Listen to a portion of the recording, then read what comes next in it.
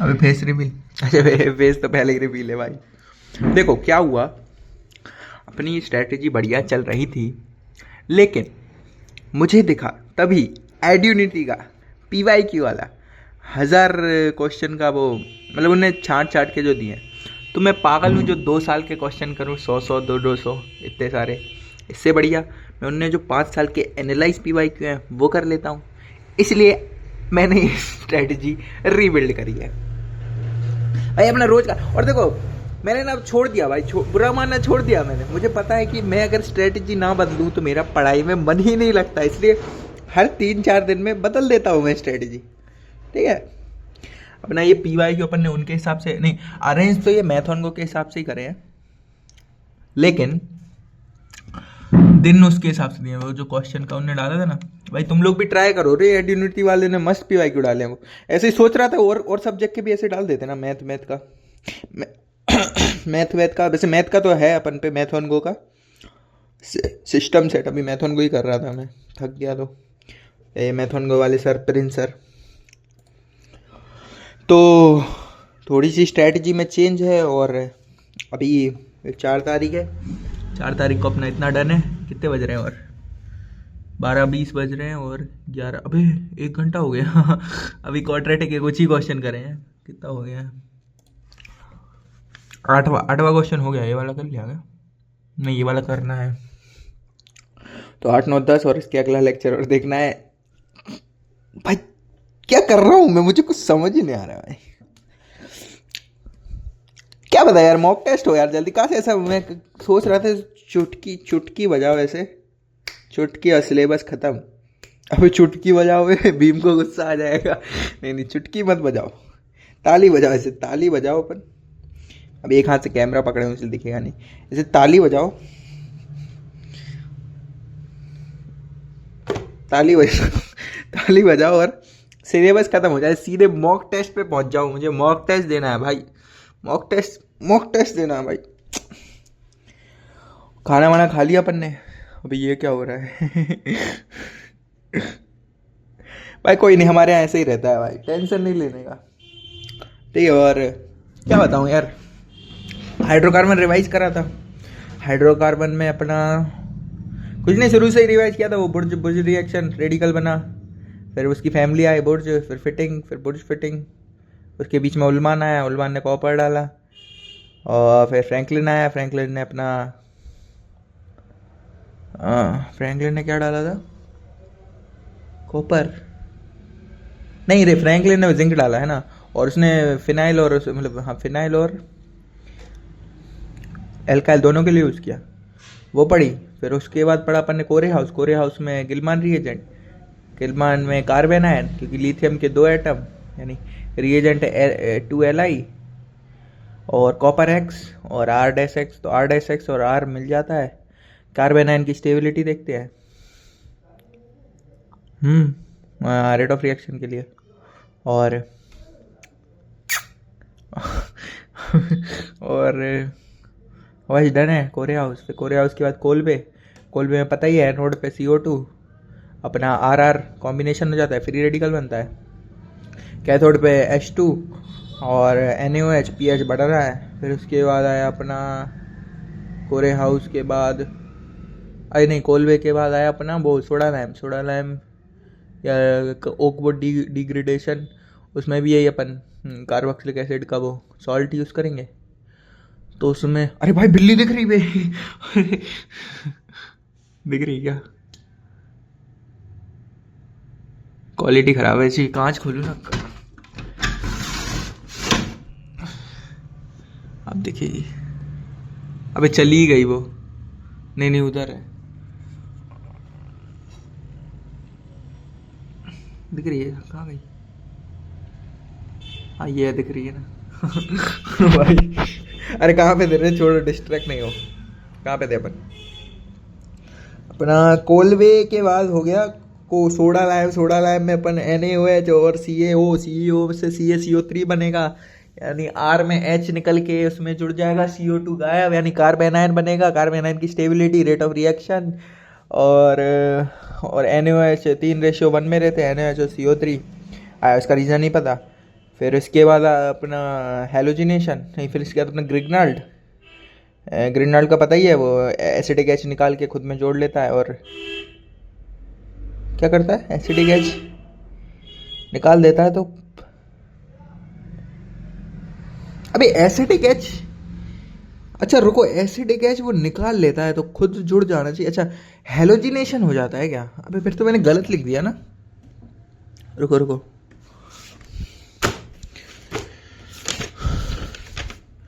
ग्रिग्नाल्ड, अच्छा हाँ R M G x जुड़ा, अच्छा हाँ वही तो मतलब एसिडिक एच जो हो ना, तो एसिडिक एच का वो एच लेके और ग्रिग्नाल्ड के साथ जो आर जुड़ा हुआ है उसमें जुड़ जाता है। अच्छा मैं गलत सोच रहा था यानी, चलो अच्छा याद आ गया।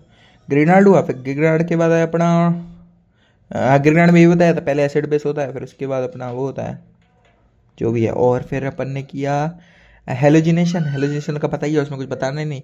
और हेलोजिनेशन में लिंडलार कैटलिस्ट यूज़ करते हैं BaSO4, जब आयन को इन में बदलना हो, वरना आयन डायरेक्ट एन में बदल जाता है। और फिर वो प्लस माइनस प्लस, वो पता ही है, सिस प्लस सिस का syn addition same side, trans का अपोजिट एडिशन मतलब एंटी एडिशन में सेम साइड। आर्य सर ने बताया ना वो plus plus plus minus minus, halogenation हो गया। फिर इसके बाद ये एल्केन की सारी प्रिपरेशन हो गई। फिर इसके बाद आता है अपना एल्केन के रिएक्शन। तो एल्केन के रिएक्शन में अपना सबसे पहले सब्स्टिट्यूशन वाली आती है हेलोजिनेशन, उसका पता ही है। हेलोजिनेशन में क्या होगा, वो टूट मूट के जुड़ जाएंगे रेडिकल रेडिकल, और Cl में अपन Cl में लेस, Cl में मोर सिलेक्टिव, नहीं Cl में हाँ Cl में Br में मोर सिलेक्टिव, तो यानी डायरेक्ट 3 डिग्री ही चुनेगा, और Cl में लेस सिलेक्टिव, इसलिए वो थोड़ा ऐसा 1:3.8 4.5 वो आता है ना शिट।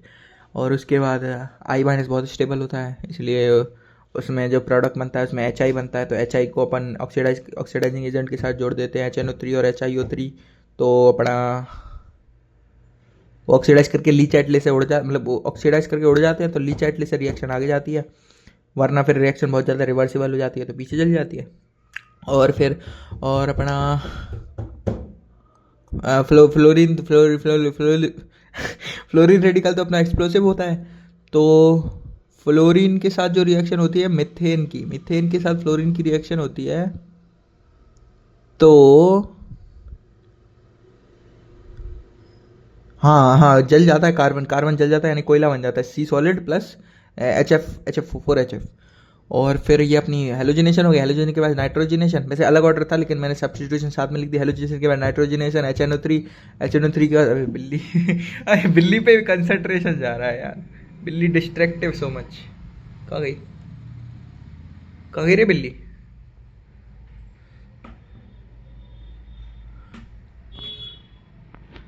छोड़ो कहाँ थे? हाँ सब्स्टिट्यूशन रिएक्शन में हेलोजिनेशन में नाइट्रेशन में HNO3 लेते हैं, तो वो अगर ऐसा इथेनो तो दोनों साइड मतलब एक साइड कोई भी एक एसिड के NO2 जुड़ जाता है। अगर प्रोपेन हो तो टूट जाता है प्रोपेन इथेन और मीथेन में टूट जाता है। क्या पता क्यों टूटता है, सर को भी नहीं पता, मतलब सर को पता होगा लेकिन उन्होंने बताया नहीं क्योंकि काम का नहीं, और हमें जब बताया नहीं तो हमें कहाँ से बताऊँगा और उसमें मतलब ऐसे मीथेन पे NO2 जुड़ जाता है और इथेन पे NO2 जुड़ जाता है। फिर होता है अपना सल्फोनेशन में SO2 H2SO4 डालते हैं तो SO3H जुड़ जाता है एक एक एसिड के अलग अलग जगह, इसमें टूटता नहीं है, ठीक है। और एक और सल्फोनेशन की होती है वो SO2Cl2 रीड्स रिएक्शन, SO2Cl2 और हीट देते हैं, नहीं हीट नहीं HMU देते हैं, तो वो रेडिकल मैकेनिज्म मतलब SO2 तोड़ जाती है और Cl2 बचता है, Cl2 और HMU पता ही है हेलोजिनेशन अभी हाल पढ़ाया। और अभी मैं तो टीचर बन रहा हूँ वे, नहीं कोई नहीं पूरा हो गया तो पढ़ा ही देता हूँ, मज़ा आ रहा है। और रीड रिएक्शन, फिर रीड्स के बाद आते हैं अपने ये एरोमेटिक वाली चालू होती है ना। तो एरोमेटिक में ऐसा, एरोमेटिक का मैंने ऐसे याद करा है कि एरोमेटिक को ऐसा मैच कर रहा है ना एम्फोटेरिक, एरोमेटिक एम्फोटेरिक, तो इसमें सारे जो रिएजेंट होते हैं वो एम्फोटेरिक वाले होते हैं। तो एम्फोटेरिक में अपना पहले वही लिख दो, कौन जनाब अली गए सिंधो पंजाब, तो एलुमिनियम Al2O3 और फिर सब कार वेंटो 13, तो कार में अपना क्रोमियम Cr2O3, ये भी अपना +3 में। और फिर V2O5 तो हो गई वो तो, मतलब कार्बन तो तेरा VNTO 5 लेटर यानी +5 ऑक्सीडेशन स्टेट में एम्फोटेरिक। और एक मोलिबेडनम की भी होती है, मोलिबेडनम एम्फोटेरिक होता है क्या पता नहीं, MO2O3 MO2O3 मोटू हाँ मोटू से याद है फिर आइसोमेरिक, रुक अभी बता दो मोटू से क्या आता है। फिर एरोमेटिक हो जाता है अपना, एरोमेटिक के बाद होता है अपना वाइड एंगल, क्यों नहीं आ रहा, अरे चलो गणेश जी दिखा देता हूँ भाई। एम्फोट्रिक अपना सॉरी एरोमेटिक हो गई है, एरोमेटिक के पता ही एरोमेटिक में वो बन जाता है। और एरोमेटिक की एक और रिएक्शन होती है जिसमें पीडी और कार्बन का यूज़ करते हैं, या फिर एसी और हीट का, एसी और हीट, हाँ एसी और हीट, हाँ एसी और हीट का यूज़ करते हैं। तो पीडी में मतलब पीडी में सर ने ऐसा बताया था, बस याद रखने मैंने लिख लिया है। पीडी में अपन पीडी जैसे हेलोजिनेशन में यूज़ करते हैं ना पीडी, तो हेलोजिनेशन में वो उस पर अपन हाइड्रोजन छिड़कते हैं खुद से, तो वो हेलोजिनेशन होता है। तो पीडी को हाइड्रोजन चाहिए, तो वो जब अपन मतलब नॉन एरोमेटिक बेंजीन से उसकी रिएक्शन करवाएंगे।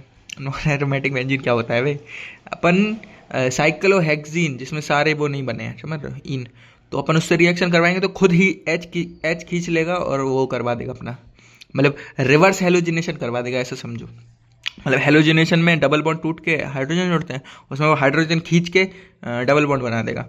और फिर बनता है अपना यानी एरोमेटिक हो गया। फिर आइसोमेरिस में अपना एल एक ही रिएजेंट होता है, AlCl3 + HCl, ठीक है, प्लस नहीं हाँ मतलब /HCl + S, वो सेम ही बात है।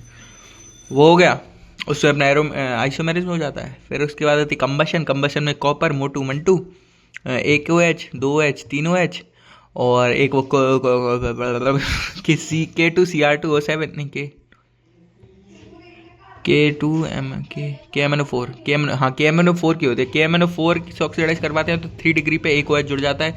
सर ने बोला KMNO4 की इकलौती रिएक्शन है तो आ भी सकती है, इसे देख लेना, मुझे सर कहते, सर को ऐसा लगता है। और फिर वो कंबशन वो इनकम्प्लीट वाला, मतलब हीट दी कार्बन का इनकम्प्लीट हुआ तो कोयला बन जाएगा, यानी C सॉलिड + H2O, पानी तो बनता ही है। और अगर स्टीम में करवाई तो CO बन जाएगा और H2 गैस निकल जाएगी, है ना। और ये हो गया। फिर इसके बाद क्या था, पायरोलिसिस, पायरोलिसिस तो आता ही है, पायरोलिसिस तो आता ही है, बस इतना रिवाइज कराया मैंने 12 मिनट में। अबे भाई क्या डेंजर सीन है रे, 12 मिनट की वीडियो बन गई, क्या करूं अब, एडिटिंग नहीं करता हूं मैं, डायरेक्ट वीडियो डालता हूं। कोई नहीं भाई छोड़ो, कौन ही देख रहा है वीडियो, मैं खुद ही देखूंगा ना, इसलिए लंबी वीडियो बढ़िया रिवाइज हो जाएगा। मैं जब देखूंगा ना खुद पेपर के पहले यही देख के जाऊंगा भाई। अब अपना हर वीडियो में मैं हाइड्रोकार्बन रिवाइज करवाऊंगा जितना मैंने पढ़ा है। इससे क्या होगा कि पेपर के पहले मैं अपने सेल्फ मेड लेक्चर देख के जाऊंगा। और डन है भाई, ये छोटा मास्टर को बाय कर दो, छोटा मास्टर चश्मा लगाया।